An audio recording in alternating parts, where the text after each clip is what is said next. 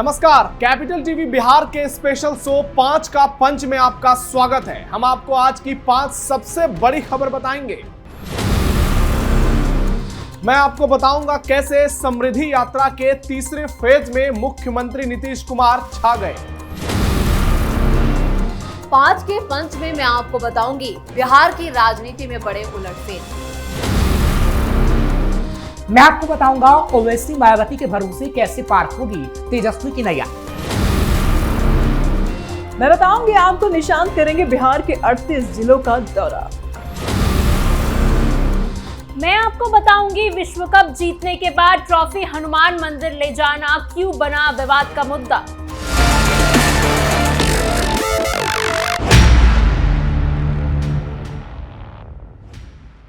बिहार के सीएम नीतीश कुमार एक बार फिर समृद्धि यात्रा पर निकले हैं, जहां से वो बिहार को बड़ी बड़ी सौगातें दे रहे हैं। तीसरे फेज की यात्रा की शुरुआत उन्होंने सुपौल मधेपुरा से की और जनसभा को संबोधित किया। बिहार को लेकर अगले 5 साल का विजन एक बार फिर से जनता के सामने रखा। मुख्यमंत्री ने कहा कि 1 करोड़ युवाओं को नौकरी देंगे और महिलाओं को रोजगार के लिए 2-2 लाख रुपए भी दिए जाएंगे। सुपौल में सीएम नीतीश ने करीब 600 करोड़ रुपए की 213 परियोजनाओं का उद्घाटन और शिलान्यास किया। एक तरफ मुख्यमंत्री नीतीश कुमार अपनी सरकार की तमाम उपलब्धियां गिना रहे थे, तो दूसरी ओर उन्होंने महागठबंधन पर जमकर हमले किए।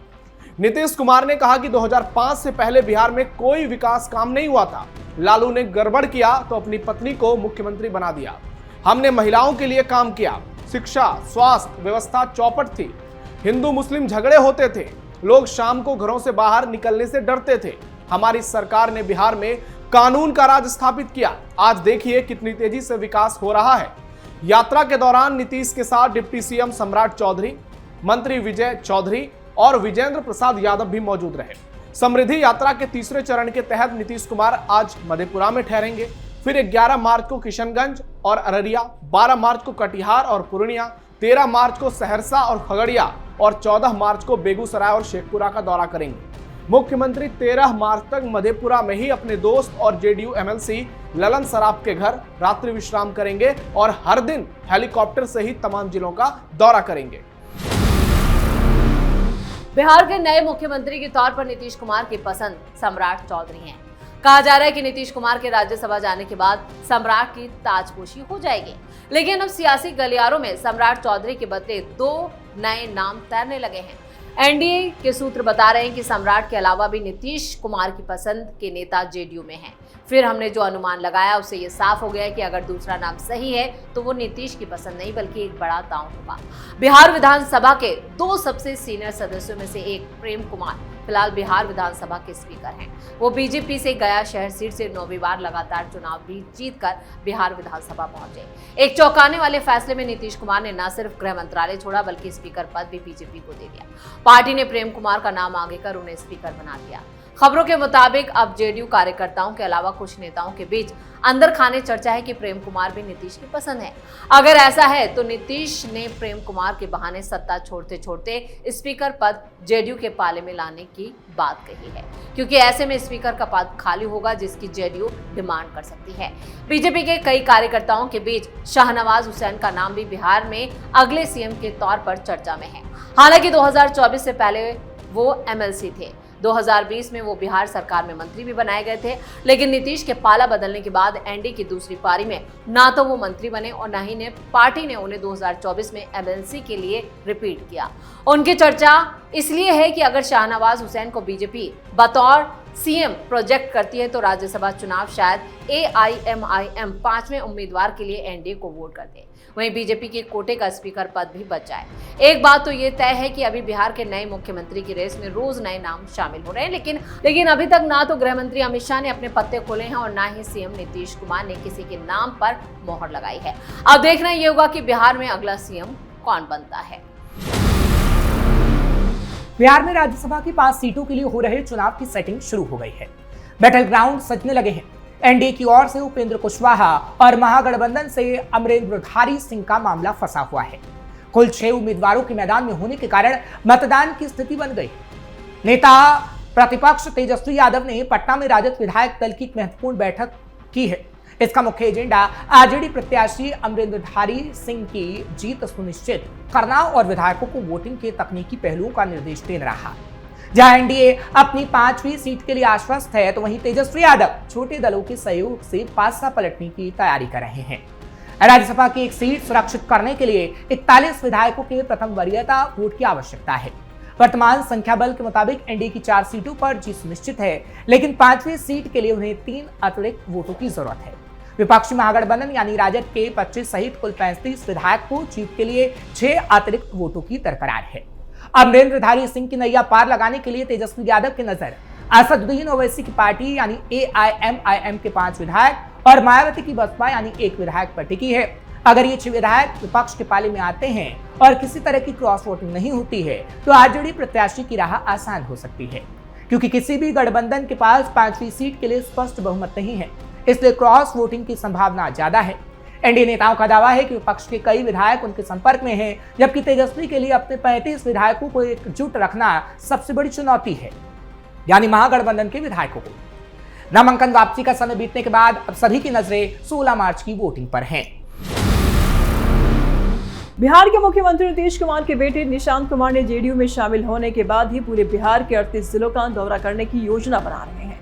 पटना के पार्टी कार्यालय में जेडीयू के सदस्यता ग्रहण करने के बाद निशांत ने कहा कि प्रदेश भर का दौरा करने पर जल्द निर्णय लिया जाएगा और इस अवसर पर पार्टी कार्यकर्ताओं ने उनका जोरदार स्वागत किया और नया नारा भी दिया।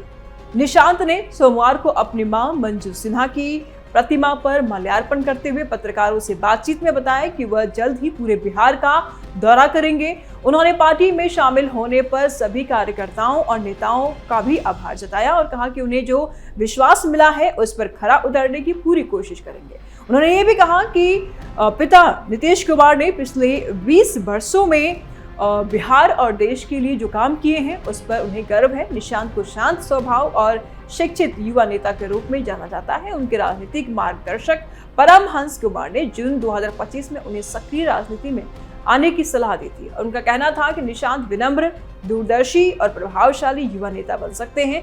इस मौके पर जेडीयू के कई वरिष्ठ नेता जैसे राष्ट्रीय कार्यकारी अध्यक्ष संजय झा और केंद्रीय मंत्री ललन सिंह और मंत्री विजय कुमार चौधरी उपस्थित रहे।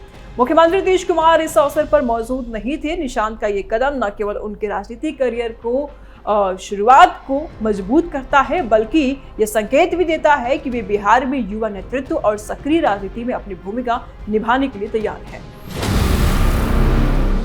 भारत को T20 वर्ल्ड कप जीते हुए 24 घंटे से भी कम समय हुआ कि विवाद शुरू हो गया।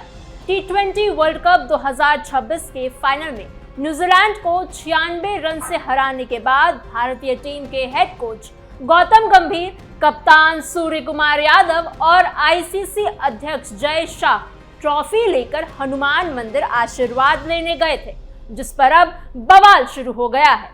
पूर्व भारतीय क्रिकेटर और टीएमसी के लोकसभा सांसद कीर्ति आजाद भारतीय कप्तान, कोच और आईसीसी अध्यक्ष के ट्रॉफी लेकर मंदिर जाने और भगवान हनुमान की पूजा करने से नाराजगी जताई है।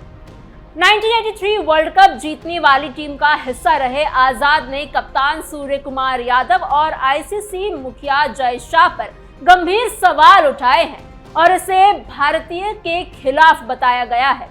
उन्होंने कहा कि टीम इंडिया सिर्फ सूर्य कुमार यादव या जय शाह का परिवार नहीं, बल्कि पूरे भारत का प्रतिनिधित्व करती है और उस टीम में हर धर्म के खिलाड़ी है। कीर्ति आजाद ने कहा कि मोहम्मद सिराज तो कभी ट्रॉफी को लेकर मस्जिद नहीं गए, संजू सैमसन कभी उसे किसी चर्च में लेकर नहीं गए, जबकि उन्होंने उसे जिताने में अहम भूमिका निभाई थी। वो T20 वर्ल्ड कप 2026 के प्लेयर ऑफ द टूर्नामेंट भी रहे। जब मस्जिद, चर्च और गुरुद्वारा नहीं तो फिर मंदिर क्यों ले जाई गई ट्रॉफी? टीम की जीती ट्रॉफी तो हर धर्म के भारतीयों की है। इस बयान के बाद अब खेल जगत से लेकर राजनीतिक जगत में सियासत गरमाई हुई है। फिलहाल इस 5 के पंच में इतना ही। ऐसे ही और खबरों के लिए बने रहिए कैपिटल टीवी बिहार के साथ।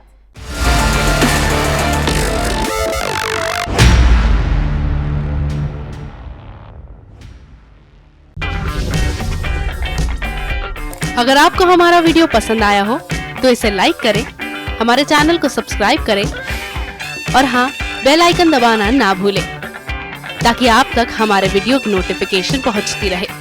आप अपना सुझाव हमें कमेंट बॉक्स में दे सकते हैं। हमारे साथ जुड़ने के लिए शुक्रिया।